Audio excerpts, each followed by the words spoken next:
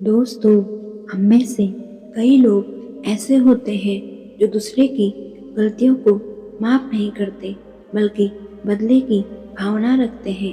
अगर आप भी उन लोगों में से हो तो ध्यान से सुनना इस कहानी को, क्योंकि ये कहानी आपको माफ करना सिखा देगी। तो शुरू करते हैं आज की कहानी। एक गांव में एक साधु रहते थे। एक दिन वो दूसरे गांव की तरफ जा रहे थे, तभी एक लड़का उनके पीछे से आया और उन्हें एक डंडे से मारकर भागने लगा। इतने में उसके हाथ से वो डंडा वहीं पर गिर गया।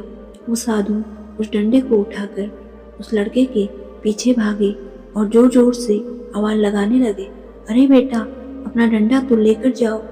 ये सब दृश्य एक व्यक्ति दूर से देख रहा था। उसने ऐसा आश्चर्यजनक दृश्य पहले कभी नहीं देखा था। उस व्यक्ति ने साधु से कहा, अरे क्या आप पागल तो नहीं हैं? वो लड़का आपको डंडा मारकर भागा और आप हो कि उसका डंडा लौटाने के लिए उसके पीछे भाग रहे हो। तब वो साधु उस व्यक्ति से बोले, एक बार मैं एक वृक्ष के नीचे आराम कर रहा था, तभी उस वृक्ष से एक टहनी मेरे ऊपर गिरी। तब मैंने उस वृक्ष को भी कुछ नहीं कहा, तो आज इस लड़के के हाथ से ये डंडा मुझ पर लग गया, तो मैं इस लड़के को क्यों बुरा भला कहूँ। उस व्यक्ति को साधु की बात कुछ समझ नहीं आई, क्योंकि उसे तो बचपन से ही दुनिया को बदले की दृष्टि से देखने की आदत पड़ चुकी थी। उसने साधु से कहा, आप सच में पागल हैं। वृक्ष से टहनी का नीचे गिरना अलग बात है, इस लड़के से आपको डंडे से मारना वो बात नहीं है। तब साधु कहने लगे, मेरे लिए तो सदा एक सी ही बात रही है। इतना कहकर साधु एक दूसरी कहानी सुनाने लगे।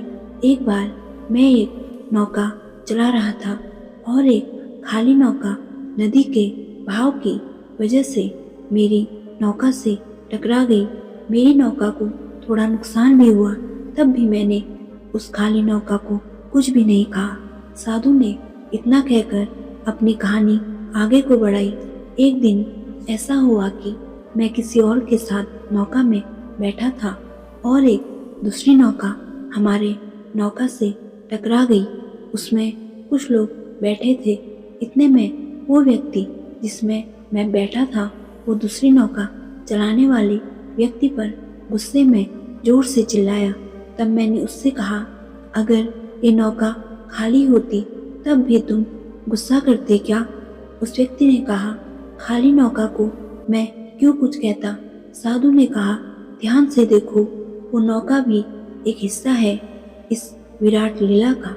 वो व्यक्ति जो नौका में बैठा है वो भी एक हिस्सा है। तुम नौका को माफ कर देते हो, लेकिन उस व्यक्ति पर इतना गुस्सा क्यों हो? शायद वो पहले वाला व्यक्ति भी नहीं समझा होगा उसकी बात को, क्योंकि समझने के लिए गौतम बुद्ध बनना पड़ता है, जो डाकू अंगुलीमाल तक को माफ कर दे। हम में से कोई भी नहीं समझ सकता है कि माफ करना होता नहीं है, ये तो हमारे भीतर से आता है। एक बार घटित हो जाता है तो आप किसी पर दोष नहीं लगाते, बस माफ करते हैं। इसलिए लोगों को माफ करना सीखो। दोस्तों, उम्मीद करती हूँ आज की कहानी से आपको कुछ ना कुछ सीख जरूर मिली होगी। अगर आपको आज की कहानी पसंद आई तो वीडियो को लाइक, शेयर और चैनल को सब्सक्राइब जरूर करिएगा। तो मिलते हैं दूसरी कहानी में।